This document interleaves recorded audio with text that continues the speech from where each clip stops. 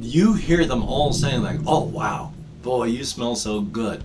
Oh, you make my mouth water. And generally, every one of them start popping these what looks like the mints in their mouth, and you hear their bellies rumbling. So looking over all this carnage before me, all I see is someone has no idea how to perform standard movie comment. You are a fool. Get out of this arena. Well, howdy, nearly senior citizen here. Greetings, boys, girls, and all of our non-binary friends, and welcome to this brand new day. It is gray and cold outside. It was raining last night and this morning, so thumbs up for that. Definitely a good thing. We need rain. It's definitely a positive force for the world. Little Ghost is actually up and being a hamster right now. He's moving slower, but he's still being a hamster. I can't imagine he's going to be with us for too much longer, but while you can tell he's not doing as well, he's still acting like a hamster. He's moving around, he digs, he burrows, he chews on things, he eats, he drinks. He's just breathing hard and not moving as fast, so he's a good guy and I love him very, very much. I love hamsters. And front-loading of videos, hey, if you could toss me a like, that'd be very cool. If you could subscribe to the channel, that'd be awesome. If you could leave me a comment, any comment, even for the algorithm, that would be double plus good. And of course, I would like to thank each and every one of these beautiful and awesome people for being beautiful and awesome people. I hope that I've got this list updated either today or soon. I do not mean to not update it. Executive function dysfunction is awful. But thank you, each and every one of these beautiful people. I can't remember how long I have to keep my hands in the air, but thank you, each and every one of you. If you would like to help me out, I have the Patreon link in the video description along with a PayPal link for donations. I have an Amazon wish list link with stuff like cat food, and there's a post office box where you can send me anything at all. I will open it up in video here. Thumbs up, thank you much. Front loading of videos over. Yay! So Amelia's not fat, but it used to be, just a couple month back, I'd pet her and whoop, her belly just went in. Now it's not as pronounced. So she's put on some weight and that's good. She's still old. That's not gonna change, but thumbs up for that. Past that though, let me check on my list as I just think about how things have been going. I did go walkies. My feet are, I get blisters as mentioned, so it's always fun walking. Joy on that. It could be worse. Life is life. But still, I've been doing what I can, and yesterday I did some recording of a Doom video. Today, I'm going to be recording some Note Quest, not the expanded world part. That's more dungeons, more world with hex crawl. Salivating around my dentures today. Really, really badly. My apologies. That's for the whole expanded world, hex crawling, such like that. This is just going to be basic dungeon crawling, and we'll go from there. I've also there's a guy who has a YouTube channel because he's done a thing called Micro Chapbook RPG, and it's for solo gameplay. And he talks about in his video and such how, a lot of the things are offered for free on Drive-Thru RPG, so you don't even have to worry about paying for it. You go to Drive-Thru RPG, and they're not free anymore. But they're all under $1, so not that bad. But each of the adventures that you buy actually has the rules for the game in them. So you kind of don't even have to buy the rules. There are 3 different versions. There's the 0, which is with the rules that came in the first version, that was just with the adventures. And then there was the rule book 1.0, and they have the rule book 1.75. So you look at that and you go, which one should I start with? And the guy that even made the game with his YouTube channel says, you can start with any one of them that you like with. They're all the same rules. It's just that each edition adds a little bit of complexity to it. You can start with even the basic thing from the very first one. The rules are the same, just doesn't have that complexity. So, I'm probably going to spend $5 or so come payday to pick up the rule book and a couple other things to go with it, so yay. And then I got to get some printing done on November 1st when I got $44 worth of printing available at the library, so that'll be good. Past that, just been surviving. My walking shoes are in bad shape now. They have little holes in the heels on the bottom, and up at the front where the toes are, the toe parts are totally worn off. It goes in a nice curve, and then it's a flat angle where it's been worn away, and then there's the material fabric of the rest of the shoe that's being uncovered that had been, well, bonded with the sole. So they're coming apart, but they're still working. The only reason that I still have my hiking boots from years and years and years back is the only time I wear them is when it's really raining hard or if it's snowing, because they have a really good grip for snow. And so I wear them maybe 2 weeks out of a year and then just set them to wait. And so they're still in good shape. Thumbs up for that. Past that, just been surviving. Did talk to my genetic father yesterday. He did call. I did talk with him. And sometimes it's more he's talking at me. I mean, he's like 20 some odd years older than me, and I just turned 60. So he's in his 80s. He's been disabled for a long time. He was like a painter when he was younger. All the toxic fumes have damaged his brain. So sometimes I just had to sit in awkward silence while he rambled on with something that I had no clue what he was talking about. So that was fun that way. But we're going to continue talking and calling. One thing I did want to tell him that I did not was that, unlike a lot of families, there was no discord between the two of them that I could tell. My mother never tried to poison the well. She never said he was a bad person, an awful person, never said don't like him or anything like that. It was just, they parted. He has his own life. And so when I was a teenager, I got in contact with him again because he wanted to see me. My mother was fine with it. So I've never had any poisoning of the well that way. He asks questions about my mother occasionally, but since she died a couple years back, I've not been able to process that yet. So fun. Past that though, just been trying to do creative stuff.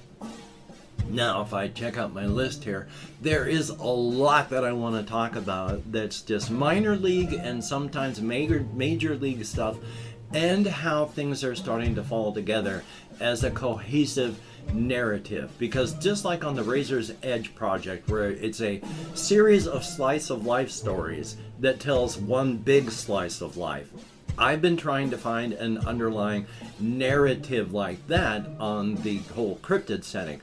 Part of that is starting to fall together. Like I have said, that some of the cryptids are like urban legend, wandering stranger, serial killer.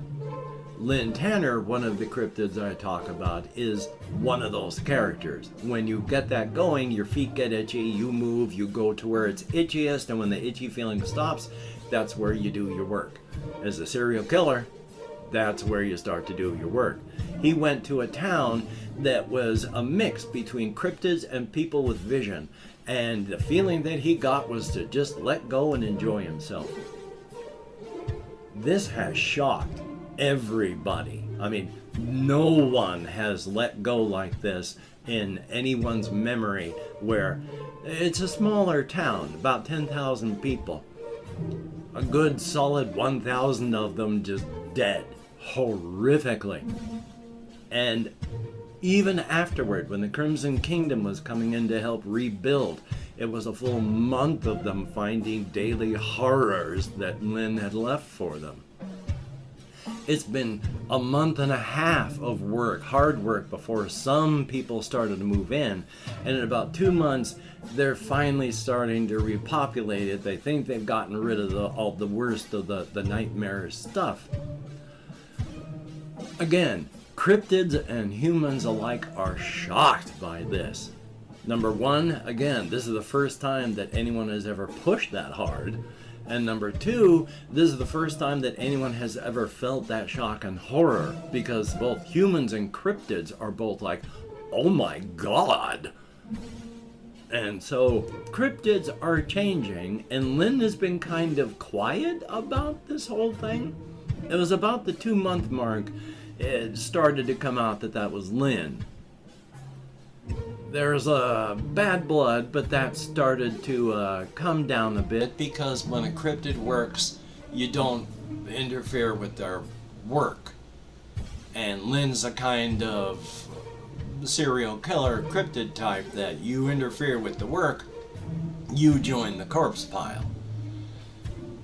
So it comes out and things are starting to die down, but the problem is there's going to be even worse. They haven't found the Bouncing Betty minefields yet that Lynn set up in the forest areas where children like to play. Bouncing Betty landmines, of course, are the type that when you trigger them, they fire up out of the ground. For an adult, it's right around crotch abdomen level where they explode and send their fragments out. For children, of course, that's right in the chest to head range. Pow! With shrapnel.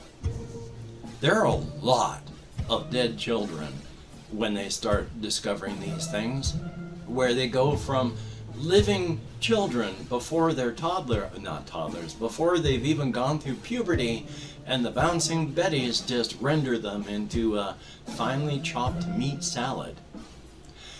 That sets everyone over the edge again. And that is when King Mike uses Lynn Tanner as part of a security force, and one of the security people, as things are starting to go on, walks up to Lynn, and Lynn is like, hey, you need to go just sit the hell back down. And the person brings up his gun, puts it against Lynn's forehead, and just says, justice for Castaway. Bam!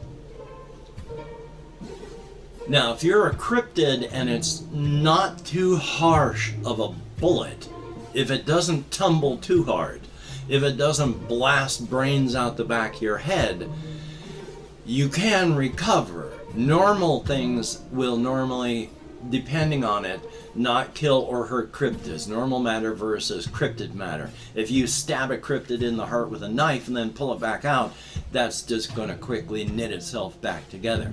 If you use an impact weapon on a brain, you're going to be knocking portions of brain out of the head. They're gone. If you blast the heart with a high caliber weapon, a hand weapon, then yeah, they're not going to be able to grow a new heart in time to stop like the rest of the body from dying of blood loss. So normal high power weapons can take out a cryptid. So a bullet through the head is not good, but it goes through Lynn's head and it doesn't tumble too hard and it doesn't blast brains out the back. He recovers, and it takes time, but it's, things are starting to fall together as a narrative here, and that's a good thing. Also, I have mentioned that there is a big market for things like teeth and such. Also, I've mentioned that you change when your vision clears for cryptid stuff, or you gain the sight for the whole inside-outside thing. Among the cryptid world, putting this in game terms which aren't real, if you have a cryptid vision of 0 to 50, you cannot interact with the cryptid world. The higher you get to 50, the more you will feel things like the creepiness of dark cryptids. You go, ooh, that place is haunted. Yeah, there's just dark cryptids that are around there. If you have the capacity to develop the sight, the vision, the closer you get to that, you start to realize it doesn't feel creepy at all. In fact, that's awesome. You begin to crave that feeling. And then when your vision clears and you can see, if you're between 50 and 60, you can largely ignore it. You're only going to be able to interact with a very small number of cryptids. If you're between 60 and 70, you still feel kind of weird, but you can stick in with your world.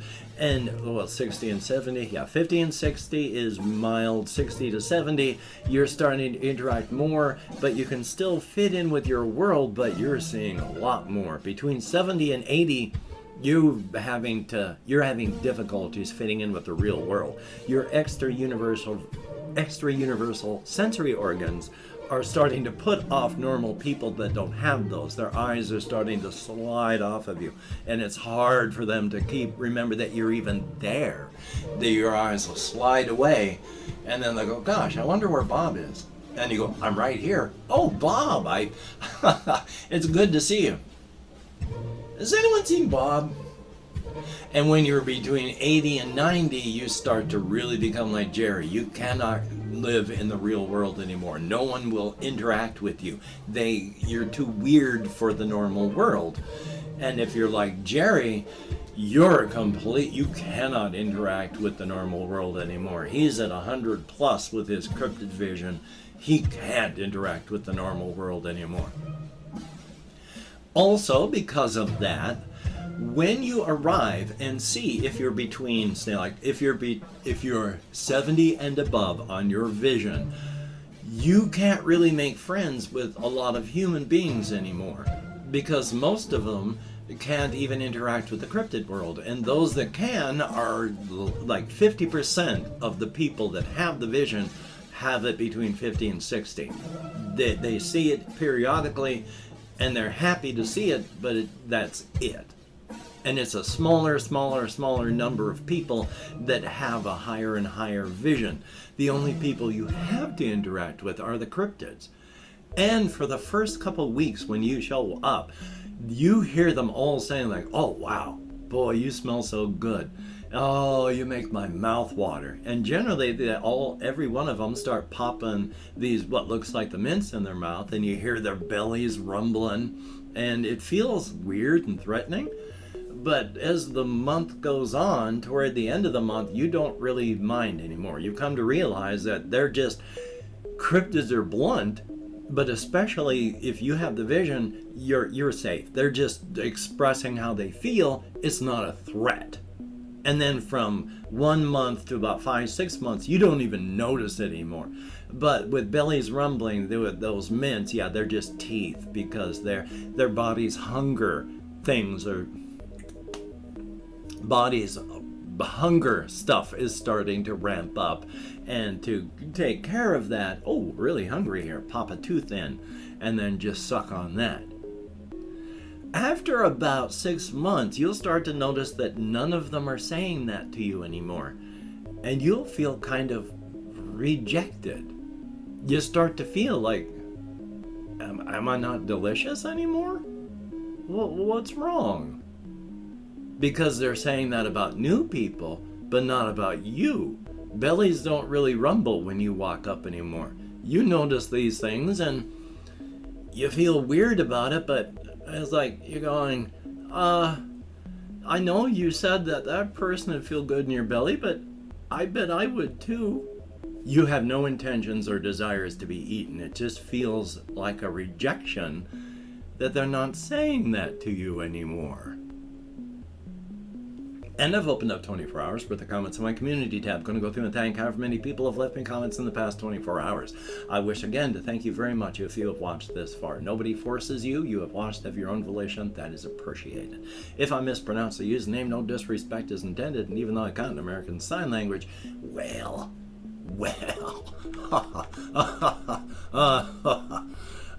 We have Joss Sanabria. Hey, it's good to see you in the comments again. Jesse Koskinen, thank you very, very much. It is appreciated. We have Confused Owl 29. Good to see you in the comments. I miss people, and, well, son of a gun, that bus.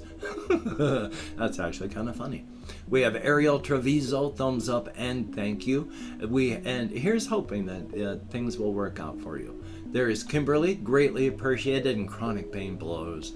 Zero, thumbs up and thank you. Nakuro, thank you very, very much. Greatly appreciated. There is Zelda X Love 22, thumbs up and thank you. Gorilla, with happy birthday from Scotland. Thank you very much. My accent is awful and insulting, but thank you very, very much.